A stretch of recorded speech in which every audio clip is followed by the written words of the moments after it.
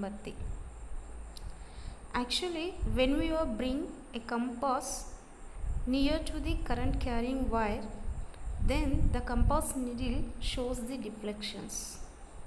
So what is the reason behind the deflections? So something is there behind it, that is magnetic field, that is discovered by the Oersted in 1820. Actually, we know when the electron is at rest position, not only electron charges in rest position are moving with velocity, then that is having the electric field, as well as that is also having the magnetic field that is discovered by this Oersted. So that is deals by this magnetostatics. So today I want to discuss about this magnetostatics. Actually, what is mean by magnetostatics? Magnetostatics is the branch of electromagnetic that deals with the effects of the electric charges in steady motion. Actually, what is mean by the steady motion? Steady motion is nothing but a stationary motion. That means the charge is having the constant motion. When the charge is having that constant motion, that is produced a magnetic field that is deals by these magnetostatics. So whenever we are talking about this electrostatics, the electrostatics having only that means where we have to consider only the electric field intensity, but when we are talking about the magnetostatics, here we have to consider the two vector quantities, that is one magnetic field intensity and the another one is magnetic flux density. This magnetic flux density also called as magnetic induction. The relation between this magnetic induction and the magnetic field intensity is B is equal to mu into H. Here mu is permeability of the media. In free space we have to take B is equal to mu naught into H.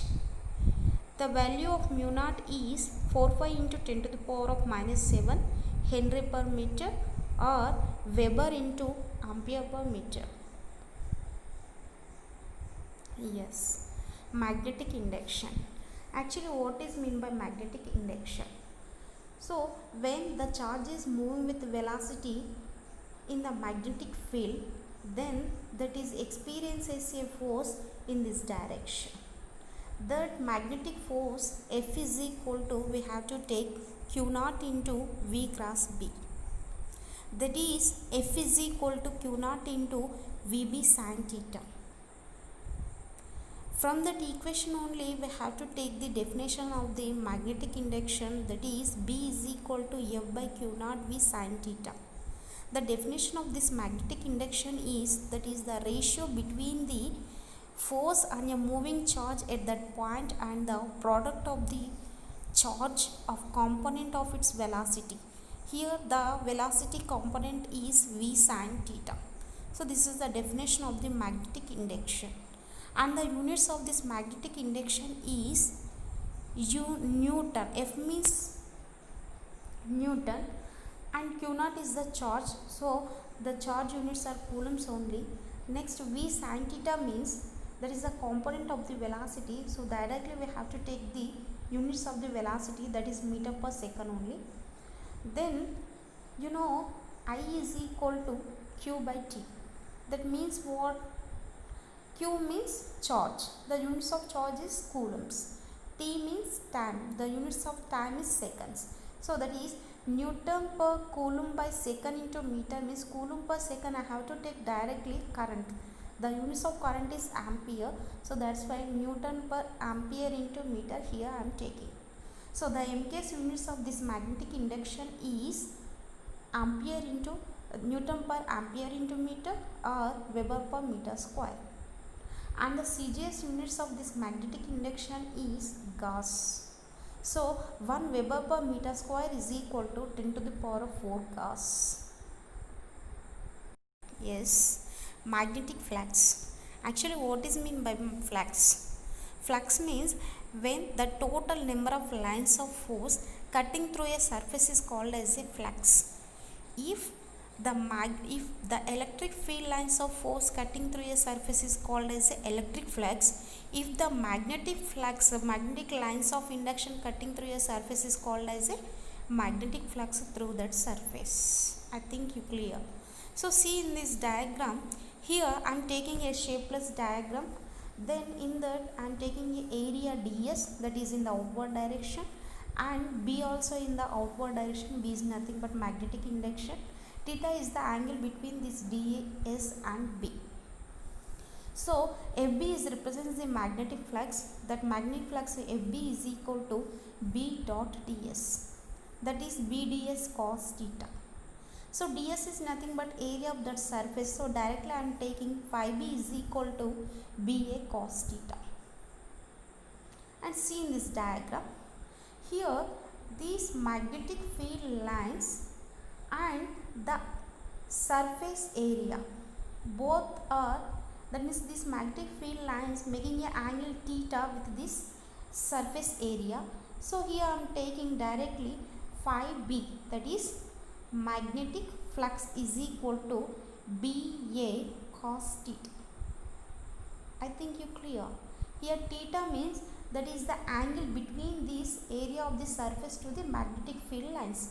And see in the diagram too, here the area of the surface and the magnetic field lines both are perpendicular to each other.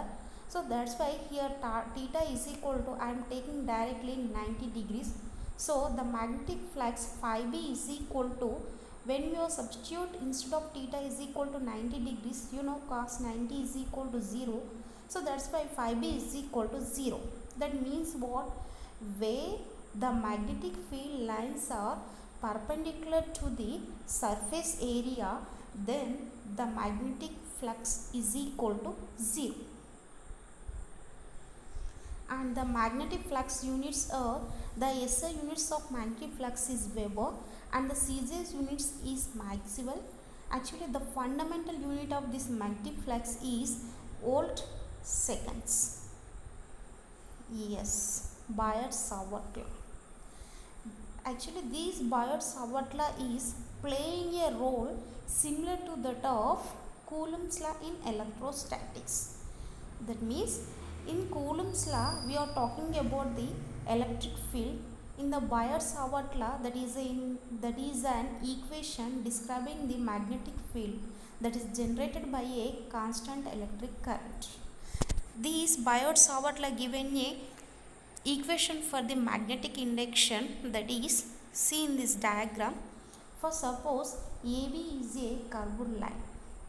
In this curved line that is having the length L, in this, for suppose this is a wire, conducting wire.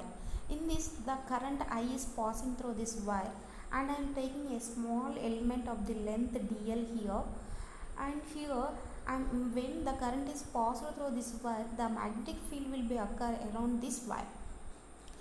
Then I am taking a point P in that magnetic field. Here R is the distance between this point P to the small element dl.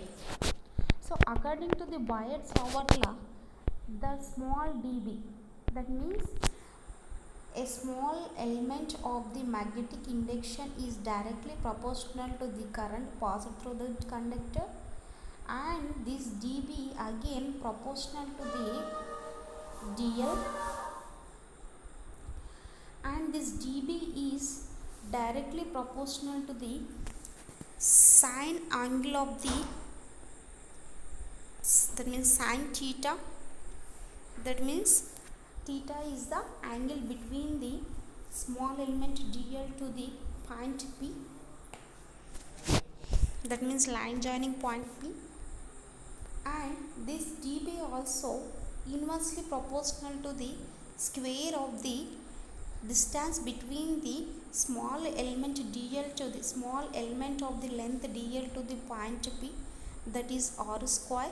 So from these above equations we can take directly dB is proportional to I dl sin theta by r square. So this is the formula of